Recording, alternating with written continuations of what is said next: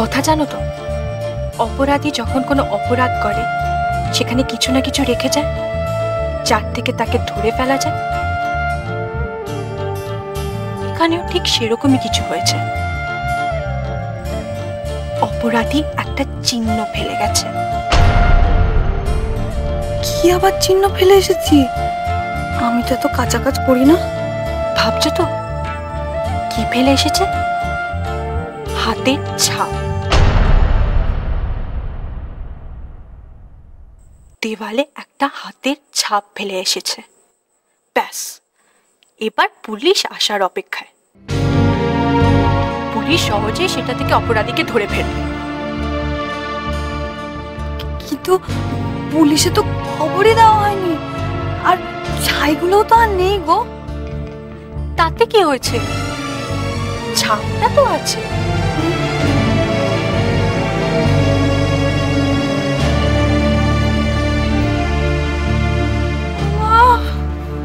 মাগো,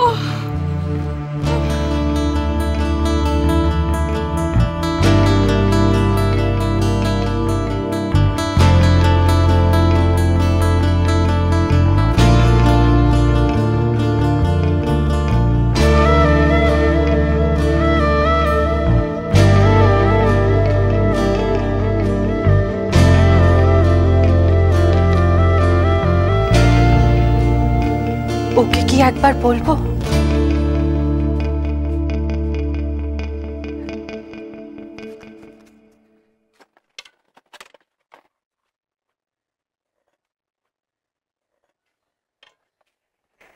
আরে শ্যামল, তুই? এ কি, তোর মুখখানা অমন ফ্যাকাশে লাগছে কেন রে? কি হয়েছে? কোথায় গেছিলি? সাপ্লায়ারকে টাকা দিতে। বর্দা, একটা সত্যি কথা বলবে আমায়? কি কথা রে? মা যে আমায় টাকাটা দিয়েছে, ওটা তুমি মাকে দিয়েছো না?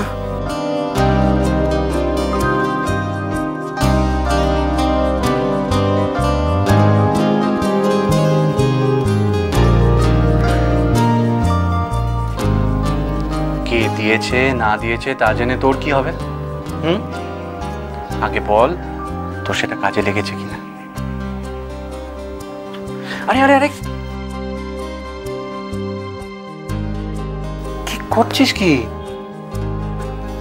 বর্দা, আমি তোমার এই ঋণ কোনোদিন শোধ করতে পারবো না। পাগল, তোকে শোধ করতে কেউ বলছেও না। আয় এদিকে। মুখখানা একদম শুকিয়ে গেছে, গরম গরম কচুরি ভেজেছি, খা, দেখবি মনটা ভালো হয়ে গেছে।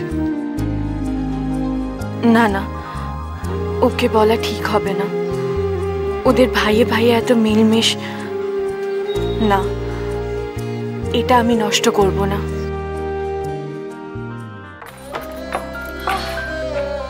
কোথায় এখন পাবো আমি হাতের ছাপ? হ্যাঁ, কি মুশকিল।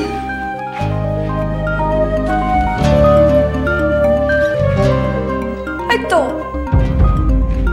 এখানে তো আমি হাত রাখিনি। নিঘাত ওর হাতের ছাপ। ভগবান, একটাও কাজ যদি ওটা হয়।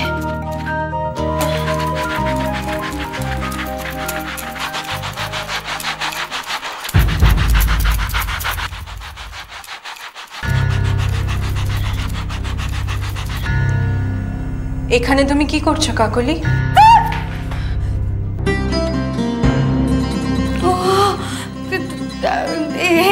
এখানে আমি পরিষ্কার করছিলাম বদি। পরিষ্কার ঘরে তুমি কি পরিষ্কার করতে এসেছো? হাতের ছাপ, তাই তো? মানে কাকলি, তুমি যতই ভাবো না কেন কেউ তোমার মিথ্যেটা ধরতে পারছে না। আসলে তোমার চোখ, মুখ, হাত পা, গোটা শরীর দিয়ে সত্যিটা চিৎকার করে বেরিয়ে আসছে। আমি কি মিথ্যে বলেছি বদি? সেটাই তো আমি জানতে চাইছি। কেন কেন তুমি এসব করছো? কি কি করছি আমি? এত কিছু পরেও তুমি জিজ্ঞেস করছো তুমি কি করেছো? গোদামে আগুন লাগানোর পরেও?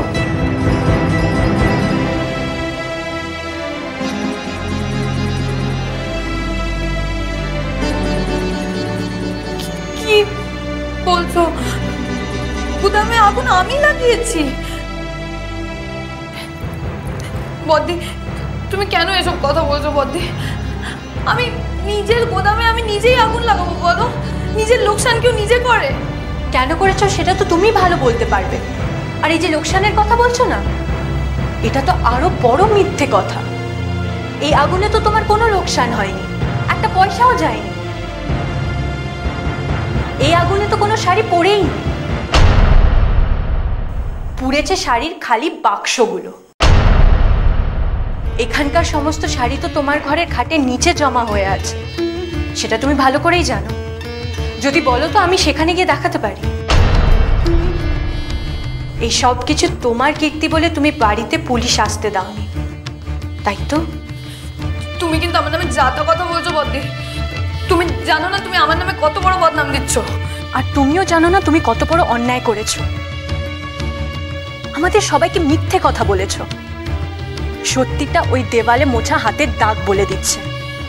আমি জানতাম তুমি যদি এই কাজটা করে থাকো তাহলে হাতের দাগের কথা শুনে তুমি ওটা মুছতে আসবে। আর সেটা নিশ্চিত হওয়ার জন্য আমি নিজের হাতের ছাপ দিয়ে তোমাকে গিয়ে বলেছি। হ্যাঁ কাকুলি, ওটা আমার হাতের ছাপ।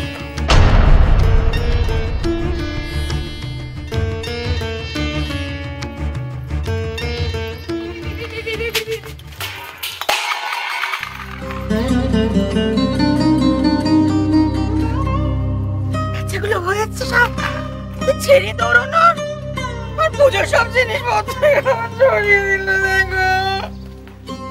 দেখো সিঁড়িপত্র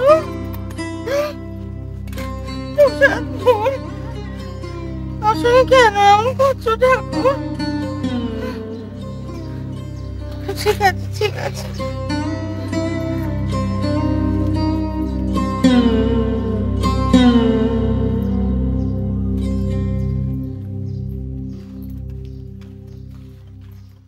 কাকুলি মিসেস সরকার ফোন করেছিলেন।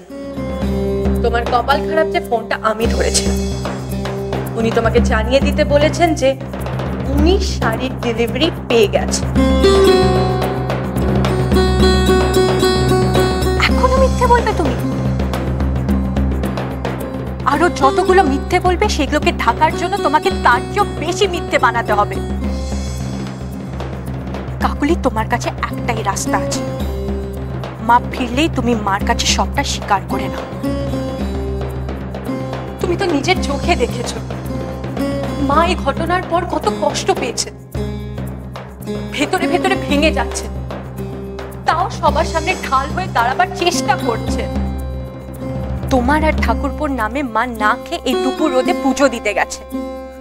বাবার এমনিতেই শরীর খারাপ। এই ঘটনার পর বাবা একবারের জন্য দু চোখের পাতা এক করতে পারছেন না। তোমার মিথ্যেটাকে সত্যি ধরে নিয়ে তোমার ভাসুর পাগলের মতন কাজ করে টাকা জোগাড় করছেন, শুধুমাত্র তোমাদের লোকসান মেটাবে বলে। মা হয়তো একটু কড়া কথা বলে, একটু মেজাজে, কিন্তু এই কদিনে একটা জিনিস আমি বুঝেছি, মা মিথ্যে একেবারে সহ্য করতে পারেন না। তুমি যদি তার কাছে গিয়ে সত্যিটা স্বীকার করে ক্ষমা চাও, আমার বিশ্বাস মা তোমাকে মাফ করে দেবে। কিন্তু আমি জানি না কাকুলি, তুমি এমন কাজ কেন করলে? কি এমন কারণ থাকতে পারে যার জন্য তোমাকে এত বড় ঘটনা ঘটাতে হলো?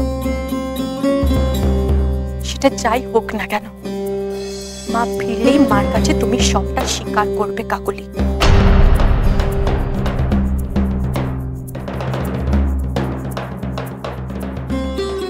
তোমার সাহস থেকে আমার অবাক লাগছে। তুমি ভাবলে কি করে গুদামে আগুন দেওয়ার কথা আমি সবার থেকে লুকিয়ে রাখবো?